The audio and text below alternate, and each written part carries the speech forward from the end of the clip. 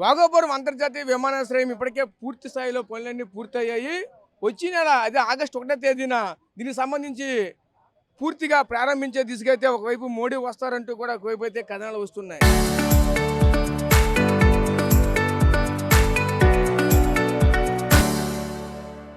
కానీ దీనికి సంబంధించిన నీరు పుష్కలంగా అందాలంటే రామతీర్థ సాగర్ నుంచి అయితే దీనికి సంబంధించి నీరైతే పూర్తి స్థాయిలో అందాలి. దీనికి సంబంధించి పూర్తిగా పనులు కూడా జరగలేదు. దీనికి సంబంధించిన పూర్తి స్థాయిలో పనులు జరగాలంటే స్థానికంగా ఉన్నటువంటి అక్కడ ఉన్న రైతులకైతే పునరావాసం కల్పించాలంటూ కూడా ఒకవైపు అక్కడ ఉన్న రైతులు ఆందోళన చేపడుతూ ఉన్నారు. అక్కడ స్థానికంగా ఉన్నటువంటి రైతులకి ఎటువంటి న్యాయం చేయకుండా అక్కడ నుంచి నీరు తరలించే దిశగా ఈరోజు ప్రభుత్వ అధికారులు ముందుకు వెళ్తున్నారంటూ కూడా భారీ ఎత్తున ఈరోజు కలెక్టరేట్ వద్దకు వచ్చి ఆవేదన ఆందోళన వ్యక్తం చేస్తున్న పరిస్థితి కనిపిస్తూ ఉన్నాయి. ఈరోజు మనతో పాటు మాట్లాడడానికి ఆ రైతులైతే ఉన్నారు. రైతులతో మాట్లాడే ప్రయత్నం అయితే చేద్దాం. చెప్పండి అమ్మా, అక్కడ మీ ల్యాండ్ ఎంత ఉంది, ప్రస్తుతం అక్కడ మీ పరిస్థితులు ఏంటి, ప్రస్తుతం మీకు అక్కడ ఏ విధంగా ఇబ్బందులు ఎదుర్కొంటున్నారు, అక్కడ అధికారులు ఏం చెప్తున్నారు ఏంటి? మేము సారిపల్లి గ్రామం నుంచి వచ్చామండి. సారిపల్లి గ్రామం నుంచి వచ్చి మాకు గత ప్రభుత్వంలో ఆర్ఆర్ ప్యాకేజీ వచ్చినా కూడా మాకు ఎవరు ఆర్ఆర్ ప్యాకేజ్ ఇవ్వకుండా మేము ఉపాధి హామీ బతికితే ఉపాధి హామీ మీద బ్రతుకుతామండి. కూలి పనులు చేసుకొని మేము బ్రతుకుతున్నాం. ఈ కూలి పనులు చేసుకొని ఆవులు మేపుకొని ఆ పాలు అమ్ముకొని ఆ పాల డబ్బులతో మేము బ్రతుకుతున్నామండి. ఇప్పుడు ఏమించో మా దళిత కుటుంబాల మీదకి రిజర్వేర్ ప్యాకేజ్ ఇవ్వకుండా అక్కడ ఉన్న స్థలం పైన మేము కళ్ళాలు కట్టుకొని నివసిస్తున్నాం. ఇప్పుడు అవి కూడా కళ్ళాలు లేకుండా మమ్మల్ని వెళ్ళిపోమని చెప్తానండి. మాకు ఏదైనా పరిష్కారం చేయండి, లేవంటే మాకు శాశ్వతంగా ఒక కళ్ళాలు ఆవులు మేపుకోవడానికి మాకు కళ్ళాలు కావాలి, అది పరిష్కరించండి. మీరు చెప్పండి, మీది ఏ ఊరమ్మా? మీది సారిపల్లినా? మీరు ఏ విధంగా అక్కడ ఇబ్బందులు పడుతున్నారు? ప్రస్తుతం మీకు అక్కడ అధికారులు ఏం చెప్తున్నారు? వస్తున్నారు, మీ ఇల్లుని కూడా ఎప్పటికే తీసుకున్నారు, మీకు ఆర్ఆర్ ప్యాకేజ్ అన్నారు, ప్రభుత్వం నుంచి ఏమైనా సరే మీకు ఏమైనా అందిందా? సరే, మాకైతే ఆవులు పెంచుకుంటాను. మాకైతే మరి ఎట్టింటి వచ్చిన రాబడి కూడా లేదు. వాటి ద్వారాగా జీవపత్యం చేసుకుంటాను. మరి మావైతే అక్కడ నుండి మమ్మల్ని తొలగిపోమంటారు.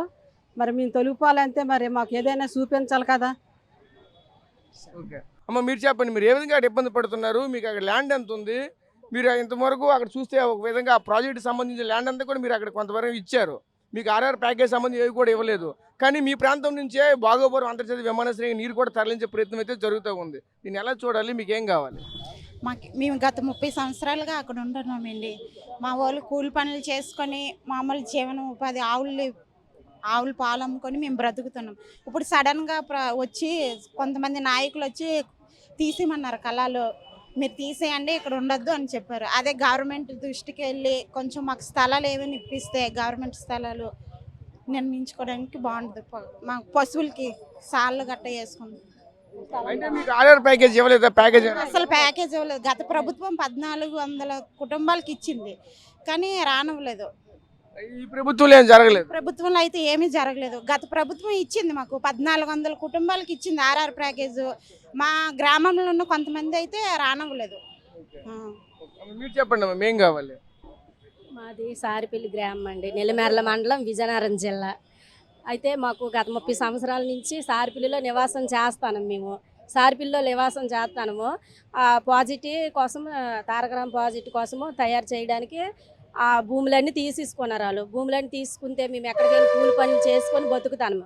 ఎక్కడికో వెళ్ళి సొలంగపేట, రెల్లు వలస, అక్కడ ఏదో పనికి వెళ్ళి వచ్చి మగవాళ్ళు పనికి వెళ్తే ఆడవాళ్ళు ఇంటి దగ్గర ఉండే పశువులు ఉన్నాయండి. మాకు కొండపైన కళ్ళాలు ఉన్నాయి. కళ్ళాలు ఉంటే ఇప్పుడు ఆ కళ్ళాలు తీయడానికి ప్రయత్నం చేస్తాను. రాజకీయం పరంగా ఉన్న కళ్ళాలు తీసేయడానికి. మరి ఆ కళ్ళాలు తీసిస్తే మా బిడ్డలు మేము ఎలా బ్రతుకుతామండి? మాకు ఏదో ఒకటి పోషకర్తను ఉండాలి కదా అనేసి మేము ఇక్కడ ధర్నా చేయడానికి కలెక్టర్ గారికి మా విన్నపాములు మనవి చేసుకోవడానికి వచ్చాము. కలెక్టర్ గారికి చెప్పి మా సమస్య క్లియర్ చేయమని. ప్యాకేజీ కూడా రావట్లేదు. మరి గ్రామంలో ఉండి ఏదో ఒకటి మేపుకొని మేము బ్రతకాలి కదండి. మేము బ్రతకాలంటే మాకు స్థలాలు ఉండాలి. మేము ఆవులు మేపుకోవాలంటే మాకు స్థలాలు ఉండాలి కంపల్సరీగా ఉన్నాం. ఆ స్థలం మేము పాజిటివ్ వచ్చినప్పుడు, నీరు వచ్చినప్పుడు మేమే వెళ్ళిపోమని తెలిపోతాము. ఇప్పుడు రాకముందే వచ్చి మీ కళ్ళాలు తీసేస్తాము అడిసి వచ్చి మమ్మల్ని ఇబ్బంది పెట్టి ఒత్తిడి చేస్తున్నారు. కొంచెం మాకు స్థలాలు ఇప్పించినా పర్లేదు, మా స్థలాలు మాకు ఇచ్చినా పర్వాలేదు. మీరు చెప్పండి, వైపు భోగాపురం అంతర్జాతీయ విమానాశ్రయానికి సంబంధించిన పనులన్నీ కూడా పూర్తయ్యాయి. 1వ తేదీన ప్రారంభం కాబోతుంది. దానికి రామతీర్థ సాగర్ ఏదైతే ఉందో ఈ ఇక్కడ నుంచే వాటర్ కూడా అక్కడికి వెళ్ళాలి. కానీ దీనికి సంబంధించిన పనులు కూడా పూర్తి స్థాయిలో జరగలేదు. అక్కడ ఉన్న రైతులకు కూడా రావాల్సిన కాంపౌండ్ చేసేది కూడా అందలేదు.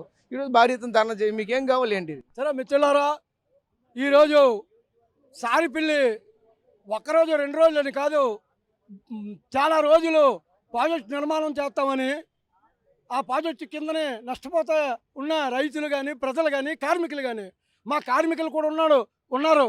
ఎందుకంటే నెల్లిమల జూటు మిల్లో కార్మికులు ఇక్కడి నుంచి పనిచేస్తూ అక్కడి నుంచి వచ్చి ఇక్కడ నివాసం ఉండడం కూడా ఉంది.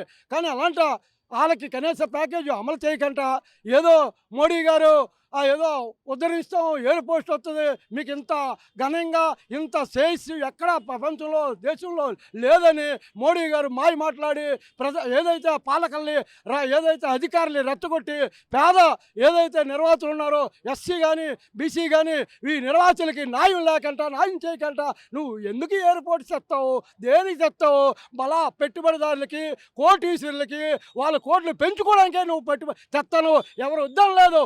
వీళ్ళకి న్యాయం చేయు, పేద రైతులకు న్యాయం చేయు, ఎస్సీ వాళ్ళకి న్యాయం చేయు. వాళ్ళ భూములు పోనాయి, వాళ్ళ ఇల్లులు పోతే వాళ్ళకి ఎక్కడో ఇల్లులు చూపించి వాళ్ళకి ఏవో పశువులు ఉన్నాయో ఆ పశువులు మేత వాతావరణం చూపించి వాళ్ళ జీవనాధారాన్ని గడిపించాలి తప్ప అడ్డగోలుగా ఏదో భయపించి ఏదో చేసి తొలగించాలంటే మొత్తం జిల్లా మొత్తం రాష్ట్ర వ్యాప్తంగా దీని మీద నిరసన కూడా తెలుపవలసిన పరిస్థితి వస్తుంది. కాబట్టి మోడీ గారి ప్రభుత్వం కానీ కూటమి ప్రభుత్వం కానీ వెంటనే స్పందించి వాళ్ళకి న్యాయం చేయాలని మరీ కోరుతూ ఈ అవకాశం ఇచ్చిన మీరు చెప్పండి, మీ గ్రామానికి సంబంధించినటువంటి నాయకులుగా మీరు ఉన్నారు, ఏం చెప్తారు ఏంటి దీనికి సంబంధించి?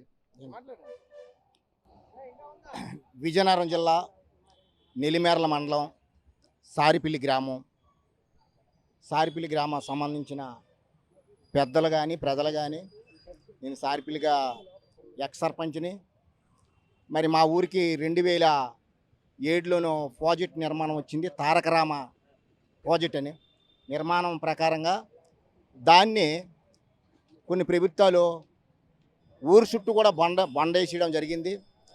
తదుపరి దానికి ప్యాకేజ్ రాదు కానీ పీడిఎఫ్ వస్తుంది అన్నారు. అయితే దానికి సంబంధించి 1400 కుటుంబాలకి వస్తుందని చెప్పడం జరిగింది. అయితే ఈ 1400 కుటుంబాలకు కూడా దరిదాపు 1500 ఎకరాలు భూము గవర్నమెంట్ తీసుకున్న తర్వాత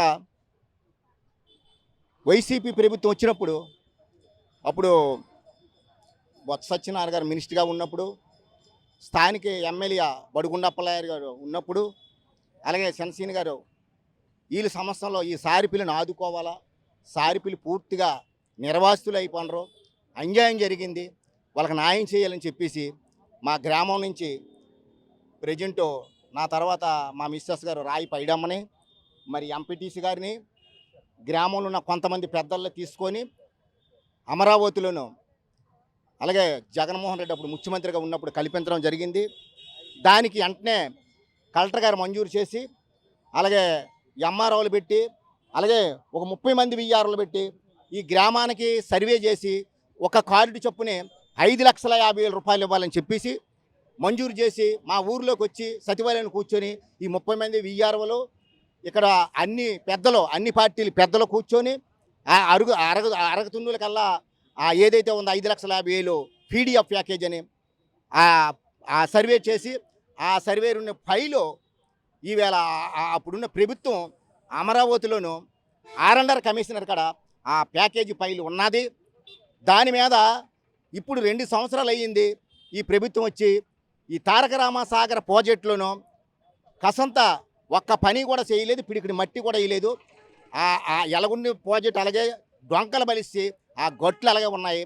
దానివల్ల ఆ వచ్చే రహదారి మూసి ఆ గొట్టు తీసుకొచ్చి ఏదైతే ఊరుందో ఊరికి మెట్టకి కలిపేసి ఊరిని ఆనుకొని కలిపేయడానికి ఈవేళ నడుము కట్టుకొని ప్రాజెక్ట్ వాళ్ళు ఉన్నారు. కాబట్టి మేము అప్పుడు కాడి నుంచి కూడా ప్రాజెక్ట్ అవిని కాడి నుంచి కూడా మా ప్రతిపాదన ఒకటేనండి. ఎందుకంటే ఈ గట్టు ఈ బొండ కలిపితే ఊర్లో ప్రజలకి కూడా అనేకమైన వ్యాధులు రావడానికి అవకాశం ఉంది. అలాగే తర్వాత మాకు అక్కడ ఆ పరిస్థితులు బాగులేదు కాబట్టి ఆ బండ మాత్రం మాకు ఎట్టి పరిస్థితులను కూడా ఆ కొండ కలపకూడదని ప్రతిపాదనలో ఎన్నో మార్లు చెప్పడం జరిగింది. అయితే ఇప్పుడున్న ప్రాజెక్టు వారికి మరి ఏ ఒత్తిడి ఉందో, రాజకీయాల ఒత్తిడి ఉన్నదో మాకైతే తెలీదు. వాళ్ళు ఆ ప్రాజెక్టును ఆనుకొని ఆ కొండను ఆనుకొని ఒక 30 మంది కుటుంబాలన్నీ కూడా అక్కడ పాకలేసుకొని ఈ ఊరు ఎప్పుడైతే పోయిందో, ఈ భూమి ఎప్పుడైతే ఆ గవర్నమెంట్లో కలిసిపోయిందో అప్పుడు ఈ పశువులు పెంచుకొని దాని మీద జీవనోపాధన చేసుకొని ఆ పాకల్లో నివసించడం జరుగుతుంది. దానికి సంబంధించిన ఇంకా గ్రామ స్థాయిలో ఉన్న ఇంకా ఎక్కువ మంది వలసలు వెళ్ళి కూడా బతుకుతండ్రు ఈవేళ అక్కడ ఉపాధి లేక. అయితే ఇప్పుడు ఏంటంటే మాకు జీవనోపాధి దెబ్బతింటుంది కాబట్టి ఈవేళ మాకు ఆర్&ఆర్ పీడిఎఫ్ ప్యాకేజ్ రావాలా, పనులు చేసుకోనండి. వాళ్ళ పనులకి ఇబ్బంది లేదు. భోగాపురం ఎయిర్పోర్ట్కి నీరు ఇవ్వడం అవసరం ఉంది, విజయనగరం జిల్లాకి నీరు ఇవ్వడం అవసరం ఉంది, అలాగే వైజాగ్ జిల్లాకు కూడా నీరు ఇవ్వడం ఉంది తారక రామ సాగర్ ప్రాజెక్ట్ నుంచి. అయితే ఇక్కడ ప్రజలకి మాత్రం న్యాయం చేయాలని మా ఎన్నో మార్లు మా ప్రతిపాదన పెడుతున్నాం. కాబట్టి ఈ ప్రజలకు ఏదైతే ప్యాకేజ్ ఇచ్చేసి ఆర్&ఆర్ ప్యాకేజ్ ఇవ్వాలా, ఆ ఫైలు ఏమేమిందో ఇంతవరకు కూడా ఆ దాఖలాలు కనబడలేదు. అక్కడ ఆర్&ఆర్ కమిషన్ గారు ఈ 1400 ఆ ప్యాకేజ్ పీడిఎఫ్ ప్యాకేజ్ ఫైల్ ఉంది కాబట్టి అది కూడా మాకు కొద్ది తెలియాలా. ఆ రోజుల్లో అక్కడ పెట్టారు కాబట్టి ఆ ఫైలు కూడా తెలియాలి. కాబట్టి ఈ అన్నిటి మీద మా ప్యాకేజీ 5,50,000 పీడిఎఫ్ ప్యాకేజీ ఈ 1,400 కుటుంబాలకి ఏర్పాటు చేసి వాళ్ళు ఎటువంటి పని చేసుకున్నా మా గ్రామ ప్రజల తరపున మాత్రం ఎటువంటి ఆటంకం కూడా ప్రాజెక్టు ఉండదు. అది గట్టు కలపకంటే ఆ రోడ్డు మాదిరిగా ఉండాలా. ఆ రోడ్డు తీసుకెళ్లి కొండమీద పెడితే అక్కడ యాక్సిడెంట్లు అయ్యి అనేకమైన ఇబ్బందులు ఎదురేవి, అనేకమైన నష్టాలు జరుగుతాయి, యాక్సిడెంట్లు అవుతాయి. కొండమీద దయచేసి ఆ రోడ్డు ఇవ్వకంట ఏదైతే ఇప్పుడు రహదారి ఉందో అదే రహదారి మా ఊరికి కానీ యువతల రెల్లివలసకు కానీ యువతల నెల్లిమర్లకు వెళ్ళడానికి కానీ అదే రహదారి ఉంచాలనేసి మా ప్రతిపాదన.